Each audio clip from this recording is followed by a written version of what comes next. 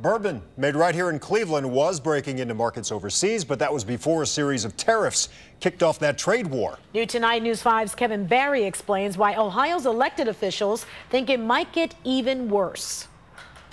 At least some of the whiskey made here in downtown Cleveland was destined to have its passport stamped for sales overseas. We had done all the hard work to get on the shelves, to make our brand present. Then Cleveland Whiskey CEO Tom Licks's plans were disrupted by this announcement in March of last year. We'll be imposing tariffs on steel imports and tariffs on aluminum imports. President Trump's threat was followed by tariff threats from Europe on uniquely American products like Harley-Davidson and bourbon whiskey. It made a whole lot of sense to say, okay, this is the retaliatory tariffs, and everybody at the time sort of thought, well, that would bring everybody to the table, and it didn't. The tariffs didn't take effect until about 3 months later, but the damage was done. Just the threat of a whiskey tariff caused international business partners to cancel their orders from Cleveland Whiskey because it would be too expensive to get the product into Europe.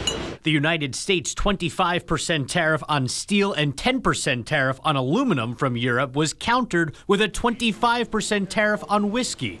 Additional fees to get through the European ports drives the price up even more. Which means your final price on the shelf might be 50% higher than normally it would be. That keeps us out of the market. After the tariffs took effect, the Distilled Spirits Council says the whiskey industry saw a significant drop in exports to Europe. It's the first time the council says there's data showing how those tariffs are impacting the whiskey industry. I think there we have to be careful. Ohio Senator Rob Portman says President Trump has talked about expanding the steel tariffs to include car parts made overseas that come to the United States from Europe.